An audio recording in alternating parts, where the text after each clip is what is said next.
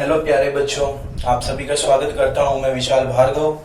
तो हमने कल की कक्षा में देखा कि प्रकाश का अपवर्तन क्या होता है। प्रकाश का अपवर्तन रिफ्रैक्शन क्या होता है कि जब एक प्रकाश की किरण एक माध्यम से दूसरे माध्यम में जाती है तो वह अपने पथ से, अपने वास्तविक पथ से विचलित हो जाती है।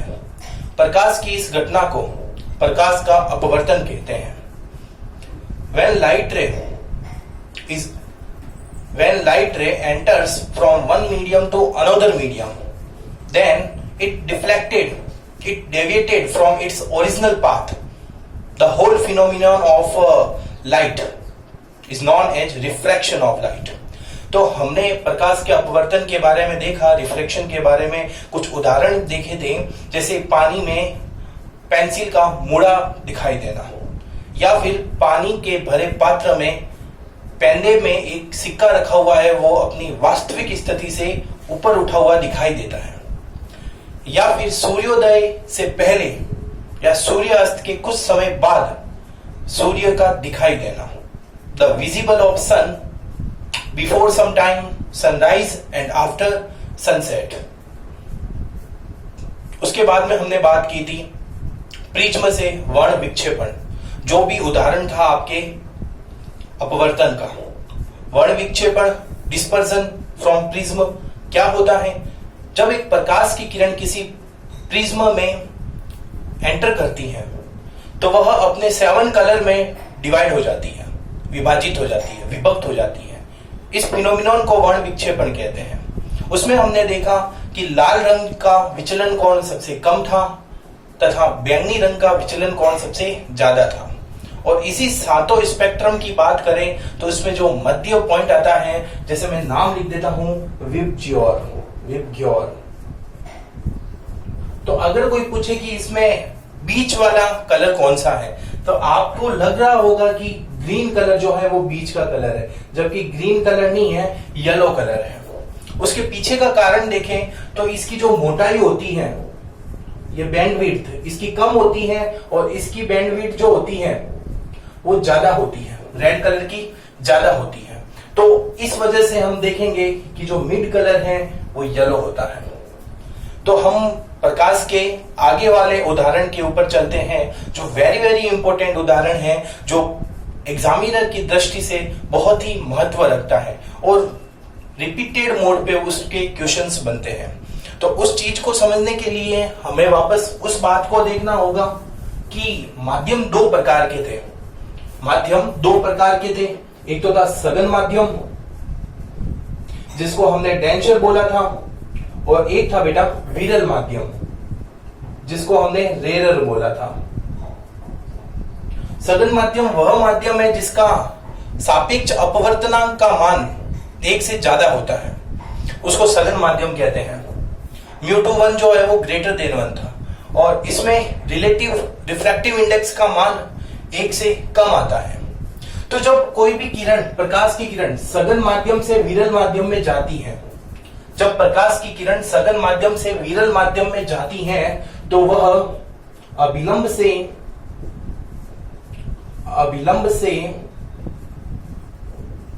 दूर हो जाती है, away from the normal, away from the normal. क्या बोला? व्हेन लाइट रे is passing from denser medium to rarer medium, then it deflected away the normal। प्रकाश की किरण जब सघन से विरल में जाती है तो वह अविलंब से दूर हो जाती है। दूर क्यों होती है? उसके पीछे का कारण कि सघन माध्यम में प्रकाश का वेग कम होता है, जबकि विरल माध्यम में प्रकाश का वेग ज्यादा होता है। और ज्यादा वेग होगा तो ऑब्वियसली बात है कि वो फास्ट स्पीड से जाएगी, और फास्ट स्पीड से जाएगी तो वह उस माध्यम को जल्दी छोड़ने का प्रयास करेगी। अगर मैं बात करता हूं विरल माध्यम से सघन माध्यम की ओर, जब प्रकाश की किरण विरल माध्यम से सघन माध्यम में आती है तो जस्ट इसका ऑपोजिट, अविलंब के नजदीक चली जाती है, अविलंब के नजदीक जाती है, जिसको इंग्लिश में बोलेंगे near the normal, near the normal.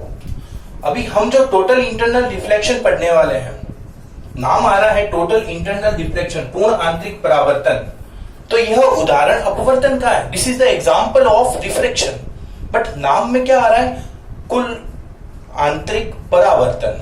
तो बेटा पीछे परावर्तन आ रहा है, इसका मतलब ये मत उठाना कि यह जो उदाहरण है वो परावर्तन का है, ये उदाहरण अपवर्तन का है। और अपवर्तन में भी एक विशेष परिस्थिति आती है, उस केस में टोटल इंटरनल रिफ्लेक्शन होता है, हर केस में नहीं होता है टोटल इंटरनल रिफ्लेक्शन। तो आइए हम चर्चा करते हैं कि वो कौन सी विशेष परिस्थिति है जिसमें पूर्ण आंतरिक परावर्तन आता है, कौन सी कंडीशन है। उसके लिए हमें यह समझना पड़ेगा कि सघन से यदि विरल में जाएगी तो वह अविलंब से दूर हो जाएगी। आइए, तो हम बात कर रहे थे बेटा TIR के बारे में। किसके बारे में? TIR, जिसको हम बोल सकते हैं पूर्ण आंतरिक परावर्तन। इंग्लिश में क्या बोलेंगे TIR की फुल फॉर्म?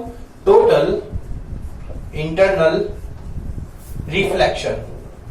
देखो मैं वापस आपको ये चीज बोल रहा हूं कि इसके पीछे नाम में रिफ्लेक्शन आ रहा है, परावर्तन आ रहा है, फिर भी ये उदाहरण जो है वो अपवर्तन का है। तीसरा उदाहरण, मैंने 2 उदाहरण कल बताए, तीसरा उदाहरण ये है बेटा। ओके, तो इसके लिए हमें क्या करना पड़ता है, 3 डायग्राम बनाने होते हैं। कितने डायग्राम? 3 डायग्राम। उन तीनों चित्रों के माध्यम से ही हम चीज को समझने का प्रयास करेंगे। ठीक है, तो मैं यहां पर 3 चित्र बनाता हूं, जैसे ये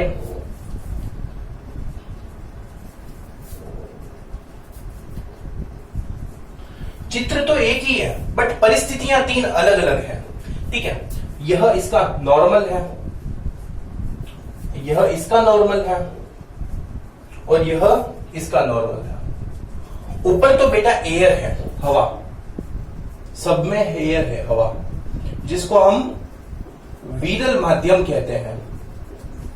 विरल माध्यम का मतलब क्या होता है? Rare medium, rare medium. और नीचे जो है वो है पानी, जल है, वाटर, जिसको हम सघन माध्यम कहते हैं, डेंसर मीडियम। याद रखने वाली बात यही है पहली, कि प्रकाश की किरण इधर सघन से विरल में जाएगी। चूंकि मेरा सघन नीचे है, डेंसर मेरा नीचे है, तो प्रकाश की किरण नीचे से ऊपर की ओर जाएगी। पानी है बेटा, तो यहां पर मैं ये थोड़ा डिनोट कर देता हूं पानी का।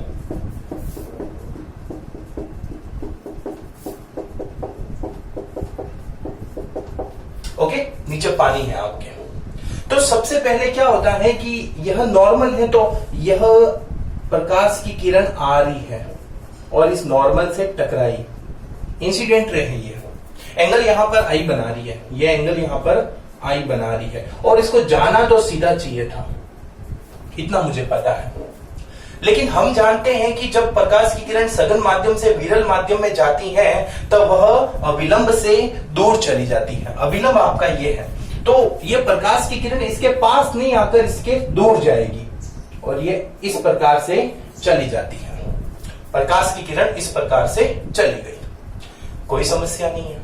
लेकिन जैसे जैसे मैं इस आपतन कोण, जैसे कि ये कोण जो है वो आपके अपवर्तन कोण हो गया, अपवर्तन हो रहा है ना यहाँ पर, अपवर्तन कोण हो गया, जिसको हम R बोलते हैं, एंगल ऑफ रिफ्लेक्शन, और यह है एंगल ऑफ इंसिडेंस। अब हम क्या करते हैं, धीरे धीरे इस I के मान में वृद्धि करते हैं, धीरे धीरे मैं इस I के मान में बढ़ोतरी करता हूं, इंक्रीज करता हूं। तो जैसे जैसे इस I के मान में वृद्धि करूंगा वैसे वैसे इस R के मान में भी वृद्धि होती है, और एक ऐसी वैल्यू आती है I की, एक ऐसी वैल्यू आती है I की जिस केस में ये जो अपवर्तित प्रकाश की किरण है, रिफ्रैक्टेड रे है, वो इस सेपरेशन, मतलब दोनों मीडियम के सेपरेशन के पैरेलल हो जाती है। कैसे पैरेलल होती है? ये इस प्रकार से पैरेलल हो जाती है।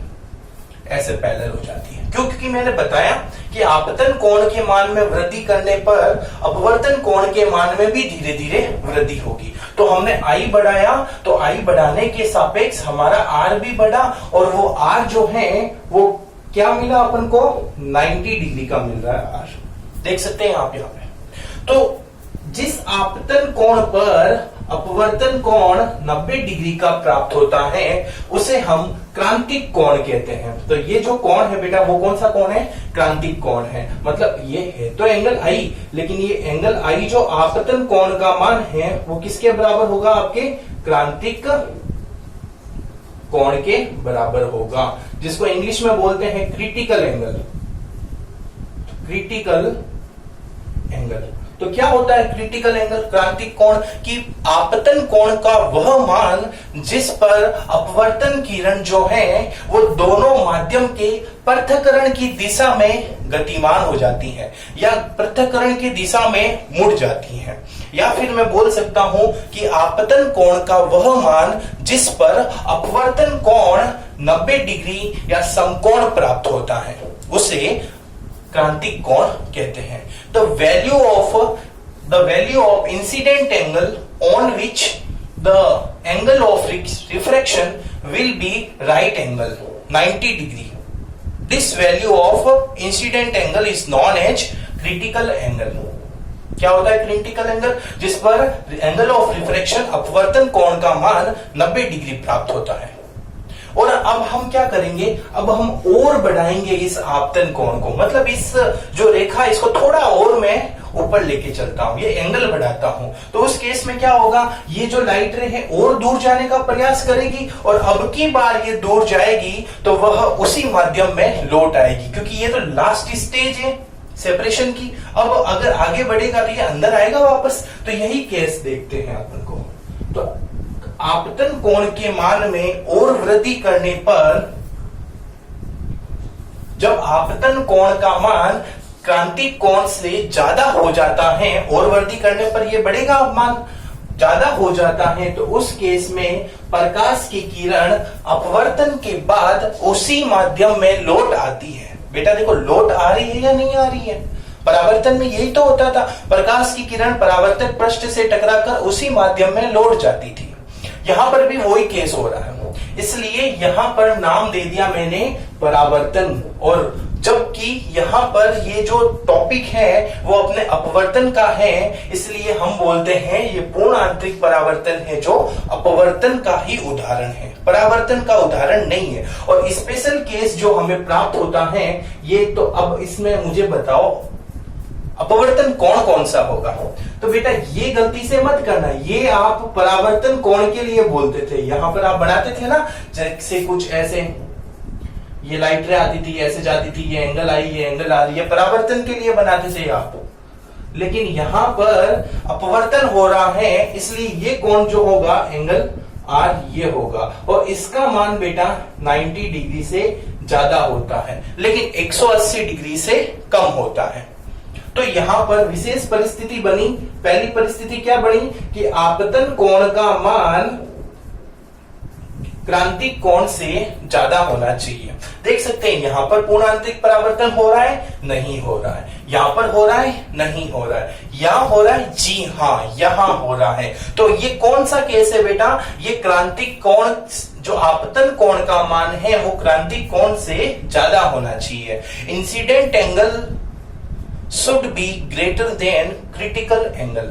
What do you mean by critical angle?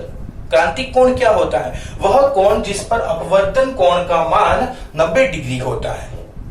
Okay बेटा, चलो ये जो केस है वो क्या है आपका लेस देन आईसी। तो इस केस में पूर्ण आंतरिक परावर्तन नहीं हो रहा है, ना ही इस केस में हो रहा है। हो कहां रहा है, यही हो रहा है। तो इसमें आपको बातें ध्यान रखने वाली है। पहले तो क्रांतिक कोण की परिभाषा जो मैंने आपको बता दी है। दूसरी बात है डायरेक्ट एग्जाम में पूछता है कि भाई शर्त क्या होती है, शर्त condition, what is the condition of total internal reflection. पूर्ण आंतरिक परावर्तन की क्या शर्तें होती हैं। दो शर्तें आपको याद रखनी है। पहली शर्त याद रखनी है कि प्रकाश की किरण सघन माध्यम से विरल माध्यम में गतिमान होगी या गमन करेगी। लाइट रे जो है वो डेंसर मीडियम से रेयर मीडियम में जाएगी। कभी भी ध्यान रखना, अगर विरल से सघन में मतलब हवा से पानी में आती तो उस केस में यह पूर्ण आंतरिक परावर्तन शो नहीं करता। तो पहला केस आपको समझ में आया, सघन से विरल में आएगी, denser medium to rare medium में आएगी। और दूसरा केस जो है बेटा, आपतन कोण का मान क्रांतिक कोण से ज्यादा होना चाहिए। Incident angle should be greater than critical angle. ये आपको शर्त कंडीशन जो है वो याद रखनी है। नोट्स में आपको मिल जाएगा, प्रैक्टिस करना जरूर आप। बहुत ही साधारण सा है, विरल से सघन में मत भेजना, सघन से विरल में पहला केस आपतन कोण नॉर्मल बना दो। धीरे धीरे यदि इसकी व्याख्या करना चाहूं मैं तो धीरे धीरे आपतन कोण का मान बढ़ाने पर हमें आपतन कोण का ऐसा मान प्राप्त होता है जिस पर अपवर्तन कोण 90 डिग्री प्राप्त होगा। उसी कोण को हम क्रांतिक कोण कहते हैं। जब हम क्रांतिक कोण से भी अधिक आपतन कोण के मान को बढ़ाते हैं तो उस अवस्था में हम देखते हैं कि वह प्रकाश की किरण अपवर्तन के पश्चात पुनः उसी सघन माध्यम में लौट आती है।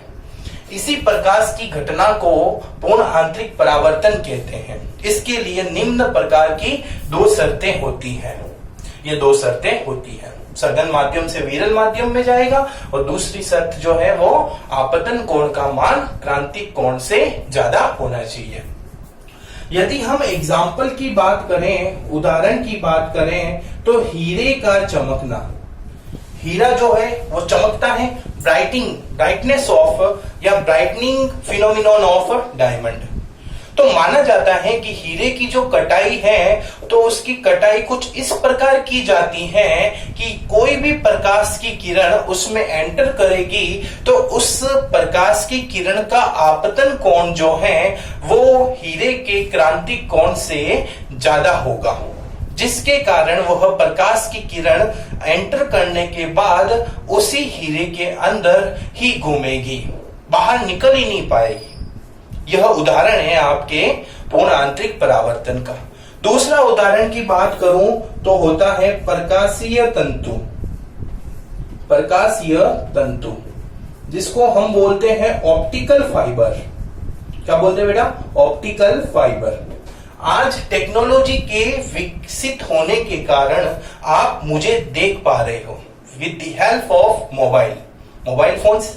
लेकिन आज से जस्ट कुछ साल पहले की बात करें तो मोबाइल फोन की जगह घरों में टेलीफोन होता था जो हम घरों में यूज करते थे।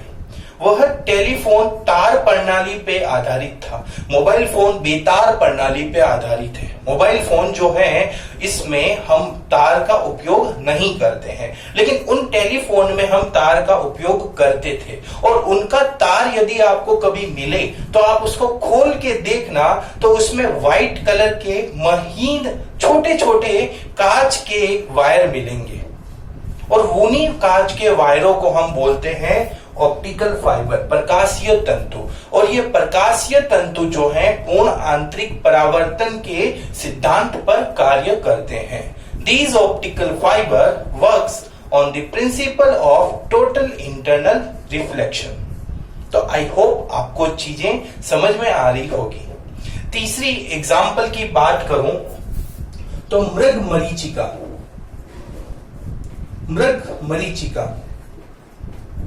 जो ये क्या होता है? मृग मरीचिका क्या होता है? जब आप गर्मियों के दिनों में एक जगह से दूसरी जगह जाते हैं तो आपने देखा होगा कि सड़क के दूर किनारे पर आपको पानी दिखाई देता है, लेकिन जैसे ही आपकी गाड़ी उस जगह पर पहुंचती है तो वहां पर कोई पानी मौजूद नहीं होता है। तो ये भ्रम उत्पन्न हो जाता है हमारा। आपने देखा होगा जब बस में आप बैठे हैं या कार में बैठे हैं तो आप सड़क के दूर छोर पर देखेंगे तो वहां पर गीला दिखाई देगा, कुछ पानी गिरा हुआ दिखाई देता है। लेकिन जैसे ही आप उसके नजदीक पहुंचेंगे तो वहां पर कोई भी पानी या गीला आपको नहीं दिखाई देगा। तो ये जो भ्रम उत्पन्न हुआ आपके मन में, इसी भ्रम को हम बोलते हैं मृग मरीचिका। और इसका एक और उदाहरण दूं, क्योंकि यह भ्रम भगवान श्री राम को भी हुआ था। सोने के मृग के कारण वह उसका शिकार करने के लिए पीछे चले गए थे, तो उसी नाम पर हमने नाम दे दिया मृग मरीचिका। इसी का उदाहरण एक और है, रेगिस्तान में अगर हम देखेंगे तो जो खेजड़ी होती है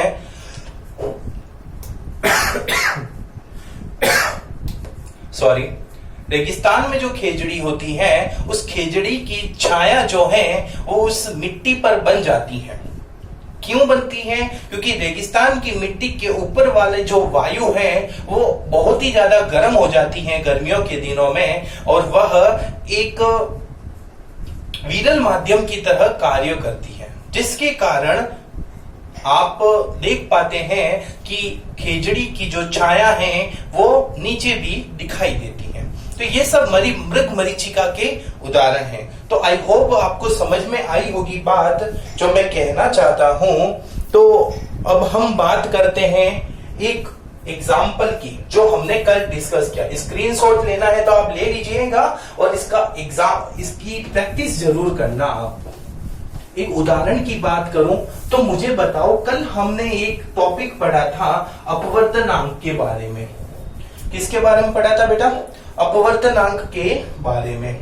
तो अपवर्तनांक के बारे में, रिफ्रैक्टिव इंडेक्स के बारे में फॉर्मूला देखा था। म्यू टू वन का फॉर्मूला आया था sine I upon sine r, या फिर म्यू2 अपॉन म्यू1, या फिर v1 अपॉन v2। यही कुछ फॉर्मूला आया था। अब एक बार क्या हुआ कि एक क्वेश्चन पूछ लिया एग्जामिनर ने। क्वेश्चन क्या पूछा कि पानी का अपवर्तनांक दे दिया, पानी का अपवर्तनांक दे दिया म्यू डब्ल्यू समझते हैं आप क्या होता है? म्यू क्या होता है? म्यू बेटा जो दे रखा था पानी का अपवर्तनांक, रिफ्रैक्टिव इंडेक्स ऑफ वाटर दे रखा था 1.33, और आपको ग्लास का अपवर्तनांक दे रखा था, कांच का अपवर्तनांक 1.50। और क्वेश्चन कुछ ऐसा पूछा था, क्वेश्चन कुछ इस प्रकार से पूछा था, आपको ज्ञात करना है पानी के अपवर्तनांक के सापेक्ष ग्लास का अपवर्तनांक। क्वेश्चन क्या है बेटा? पानी के सापेक्ष कांच का अपवर्तनांक, रिफ्रैक्टिव इंडेक्स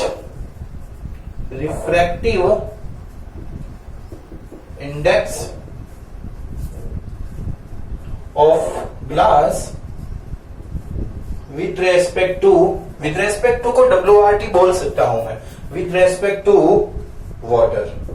अब मुझे ये बताओ कि आपको रिफ्रैक्टिव इंडेक्स फाइंड किसका करना है? ग्लास का, कांच का ही तो अपवर्तनांक ज्ञात करना है। तो यहां पर म्यू और जिसका अपवर्तनांक ज्ञात करना है उसको पहले लिखते हैं। आप अपनी बुक में देखेंगे तो बेटा कुछ त्रुटि आ रखी है वहां पर, तो आप उसको सॉल्व कर लेना, लिख देना। कुछ गलतियां हैं तो बुक के हिसाब से मत पढ़ना, ये उदाहरण मेरे हिसाब से ही पढ़ना, बुक में आपको एरर मिलेगा।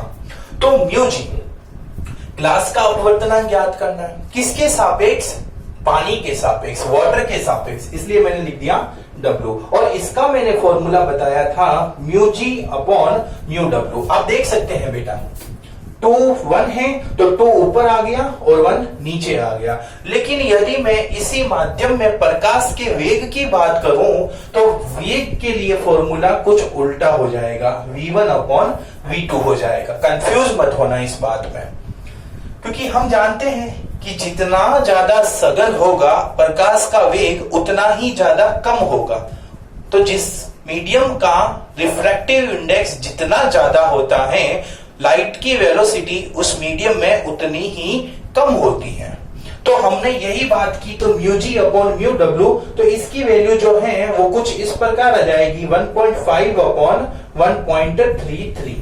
इसको सॉल्व कर लेना आप, कोई इशू नहीं है। लेकिन यदि इस क्वेश्चन की जगह कुछ इस प्रकार क्वेश्चन पूछता कि कांच के सापेक्ष पानी का अपवर्तनांक,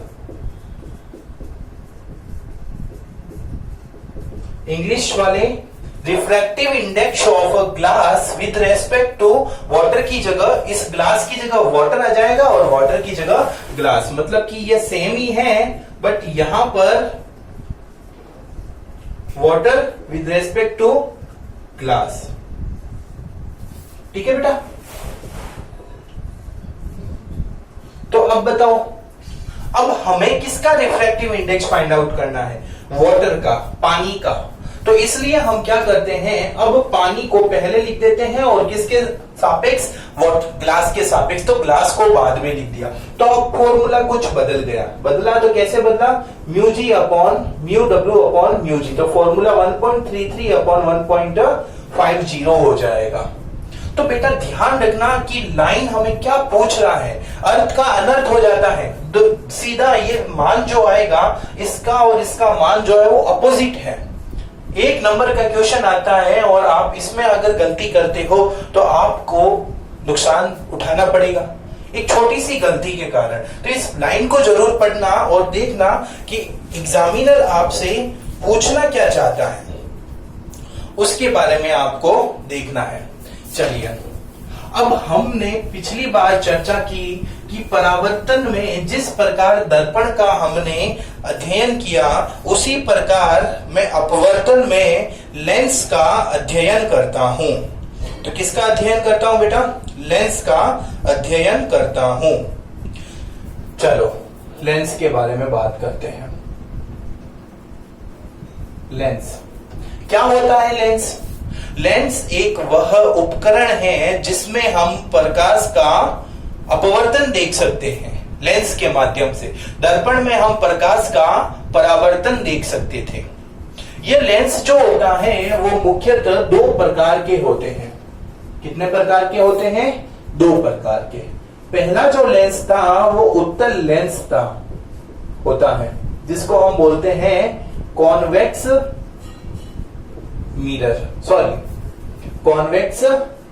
लेंस बोलते हैं। और दूसरा जो प्रकार है वो अवतल लेंस बोलते हैं, उसे कॉनकेव लेंस। अब बेटा आप देखना, मेरी बात को समझने की कोशिश करना।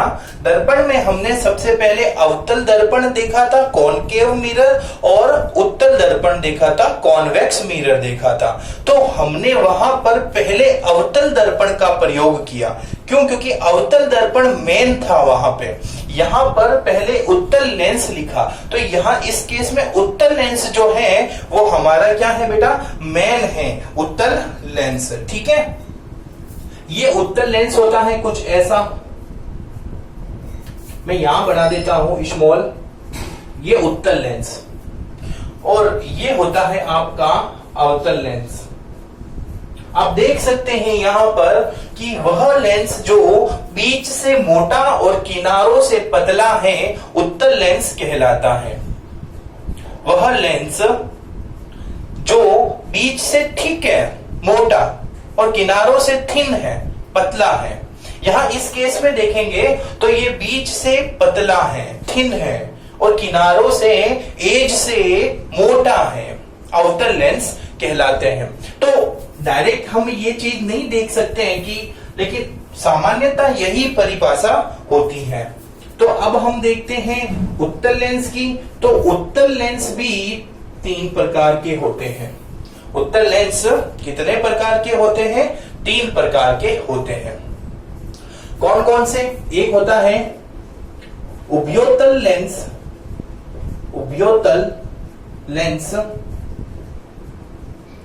एक होता है बेटा समतलोतल लेंस,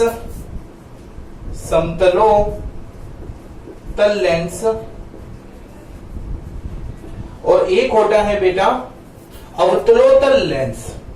कौन सा लेंस होता है? अवतलोतल।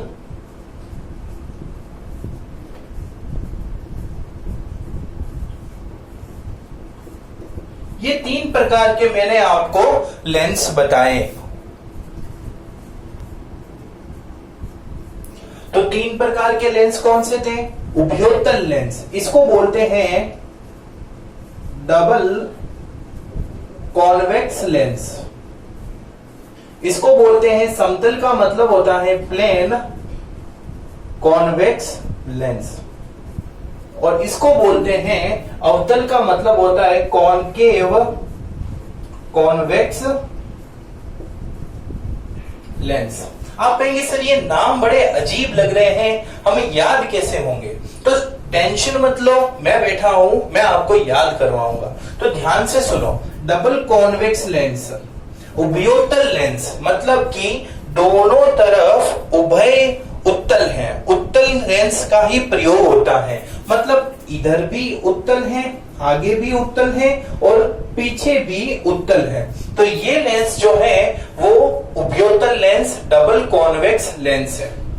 आगे भी ऐसे कर्व्ड में और पीछे भी कर्व्ड में। लेकिन यहां देखेंगे तो पहले आ रहा है समतल, मतलब कि जो आगे वाली पृष्ठभूमि है इसकी वो समतल होती है, लेकिन दूसरी जो है वो कॉन्वेक्स होती है। तो ये जो लेंस है समतलोतल, मतलब समतल और फिर उत्तल। यहाँ उत्तलोतल या उभयोतल मतलब कि आपको देख सकते हैं इधर भी उत्तल, इधर भी उत्तल। अब यहां क्या बोल रहा है? अवतलोतल, मतलब पहला अवतल है। तो देखो ये उत्तल के लिए था, बाहर की ओर उठा हुआ, ये समतल था, और अब अंदर की ओर उठा हुआ जो होगा ये अवतल को शो करेगा और ये उत्तल को। तो ये कौन सा है? अंदर ये वाला भाग है बेटा, इसको बोलते हैं, क्या बोलेंगे इसको? कॉनकेव, और ये कॉन्वेक्स। तो ये अवतल, ये उत्तल, तो साथ में अवतलोतल। क्या नाम दे दिया मैंने? अवतलोतल। इसी प्रकार हम इन तीनों को देखेंगे तो वापस इसके भी तीन प्रकार होते हैं। पहला प्रकार यहां पर उभयोतल था, तो यहां पर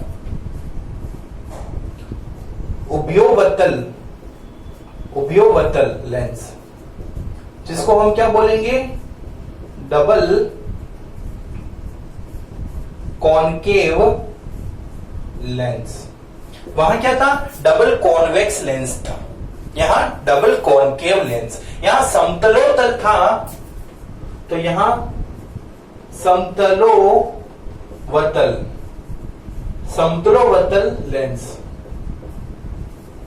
समतलोवतल लेंस या समतलावतल लेंस। इसको बोलेंगे प्लेन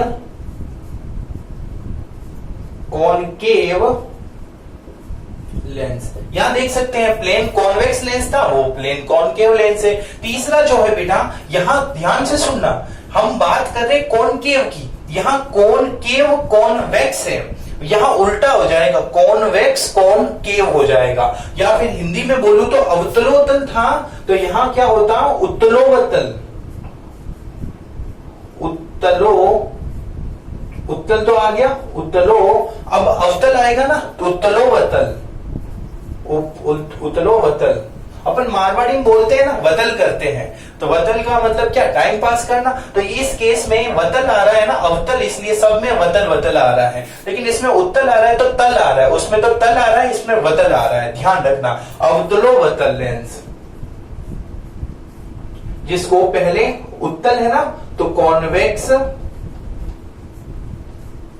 कॉनकेव लेंस, ये हो गया बेटा आपका उत्तलोवतल लेंस। कैसे होते हैं ये तीनों? चलो देख लेते हैं। उभयोवतल लेंस का मतलब दोनों तरफ से अवतल है वो, उभयोवतल दोनों तरफ से कॉनकेव है। तो दोनों तरफ से कॉनकेव कैसा होगा? ये इस प्रकार से होगा, ये दोनों तरफ से कॉनकेव है। लेकिन अब जो बोल रहा है इधर भी कॉनकेव है और इधर भी कॉनकेव है। अब जो बोल रहा है वो प्लेन कॉनकेव लेंस, मतलब पहली जो पृष्ठभूमि है वो प्लेन है और नेक्स्ट जो है वो कॉनकेव है। Plane concave lens. तीसरी बात करें उत्तलोवर्तल लेंस की, तो उत्तलोवर्तल लेंस कैसे होगा बेटा, यहां पर ये जो भूमि है आगे वाली वो कॉन्वेक्स होगी, उत्तल होगी, और पीछे जब हुए वो कॉनकेव होगा। तो ये वाला लेंस जो है वो उत्तलोवर्तल लेंस है, कॉन्वेक्स कॉनकेव लेंस। ये तीनों लेंस बहुत ही इंपॉर्टेंट है, सॉरी इसके भी तीनों और इसके भी तीनों।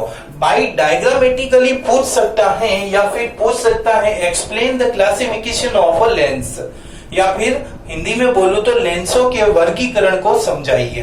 तो आपको ये चीजें ध्यान में रखनी है, अन्यथा आप नाम और चित्र से समझ सकते हैं। हम जो डिटेल एक्सप्लेन करेंगे इस चैप्टर में वो इसकी करेंगे। इसमें 6 हम प्रकार देखेंगे, 6 प्रकार से प्रतिबिंबों का निर्माण करेंगे। जैसे हमने वहां किया था ना अवतल दर्पण में, उसी प्रकार यहाँ भी 6 प्रकार से निर्माण करेंगे। और इसमें भी हम निर्माण करेंगे, इसमें भी हम निर्माण करेंगे, लेकिन थोड़े कम। तो इसमें मेन जो है वो ये है उत्तल लेंस का उभयोतल और अवतल लेंस का फर्स्ट वाला डबल कॉनकेव लेंस। चलो स्क्रीनशॉट ले लीजिए। ओके बेटा, तो अब हम बात करते हैं उत्तल लेंस की। अब उत्तल लेंस में बार बार ये 3 तो प्रकार बता दिए, तो मैं इसमें उत्तल लेंस उभयोतल लेंस को मानूंगा। मतलब मैं ये लेंस है इसी को ही उत्तल लेंस मानूंगा, और अवतल लेंस को भी मैं उभयोतल लेंस को ही मानूंगा। जो फर्स्ट प्रकार था ना उसको मान के चलता हूं। इसकी कुछ बेसिक टर्मिनोलॉजी को हम डिस्कस कर लेते हैं बेटा। तो हम देखते हैं कि यदि यह जो लेंस है, यह लेंस उत्तल लेंस कैसा है, आपके बीच से तो मोटा है, किनारों से पतला है। अवतल लेंस बीच से तो पतला है, किनारों से मोटा है। मतलब थिक तो मिड साइड में थिक है और एज में अपने क्या है, थिन है।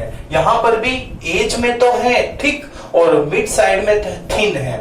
ठीक है बेटा, तो अब हम बात करते हैं इसके बारे में, टर्मिनोलॉजी के बारे में। तो बेसिक सी टर्मिनोलॉजी हमारी होती है, तो कोई इश्यू वाली बात नहीं है, लेकिन इसकी डेफिनेशन आपको थोड़ी ध्यान रखना बेटा। ये डेफिनेशन क्या होती है, क्या होती है, बीच से पतला और किनारों से, बीच से मोटा किनारों से पतला।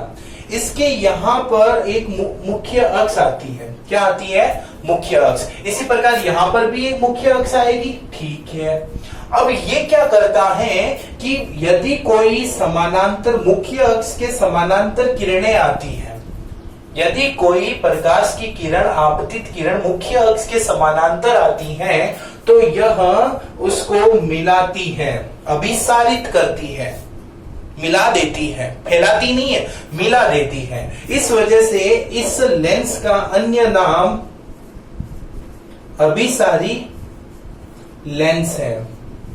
इस लेंस को हम किस नाम से जानते हैं, अभिसारी लेंस, जिसको अपन बोल सकते हैं कन्वर्जिंग लेंस, कन्वर्जिंग लेंस। क्यों बोला बेटा अभिसारी, कन्वर्जिंग क्यों बोला आपने, क्योंकि आपतित पर समानांतर, मुख्य अक्ष के समानांतर आपतित प्रकाश की किरणों को वह कन्वर्ज करती है, अभिसारित कर रही है। अभिसारित का मतलब एक बिंदु पर मिलाने का प्रयास कर रही है, अभिसारित करना, कन्वर्ज करना। सो हमने इस उत्तल लेंस को अभिसारी लेंस या कन्वर्जिंग लेंस कहा। ओके बेटा, आगे इस बात करते हैं अवतल लेंस की। तो ये क्या करते हैं कि जब कोई प्रकाश की किरण मुख्य अक्ष के समानांतर आती है, तो वह उस किरण को फैला देती है। मतलब ऐसे फैलाती है, ऐसे फैला देती है, डाइवर्स कर लेती है, अपसारित करती है, जिसको प्योर हिंदी में बोलते, फैलाने को बोलते अपसारित करना, और किसी केंद्र या बिंदु पर मिलाने को बोलते अभिसारित करना। तो अपसारित कर देती है, ये तो मिलाती है और ये फैलाती है, इसलिए इसको कौन सा लेंस बोलते हैं बेटा, अपसारी लेंस, अपसारी lens. Diverging lens, diverging lens. अब मेरा क्वेश्चन आपसे ये है कि आपको यदि कोई पूछे कि भाई उत्तल लेंस हो या अवतल लेंस, उन दोनों में से अभिसारी और अपसारी कौन सा है, तो आप मुझे बता सकते हैं क्या? वेरी गुड, यही जज्बा होना चाहिए आपके अंदर, आपको ये चीज आनी चाहिए कि भाई अपसारी कौन सी है और अभिसारी कौन सी है। तो आई होप आज के इस लेक्चर को आप अच्छे से पढ़ेंगे, फिर हम अगले लेक्चर पे आएंगे और अगले ही लेक्चर में मैंने आज आपको परिभाषा दे दी, डेफिनेशन दे दी है दोनों लेंसों की। अब अगले लेक्चर में मैं इनसे संबंधित मुख्य शब्दावली जो है, मेन इंपॉर्टेंट टर्मिनोलॉजी, उसको डिस्कस करूंगा और बेसिक लॉज देखेंगे हम एक इमेज के फॉर्मेशन के लिए। तो धन्यवाद आप सभी का, अपने घर पर स्वस्थ रहें, अच्छे से अध्ययन करें। Thank you.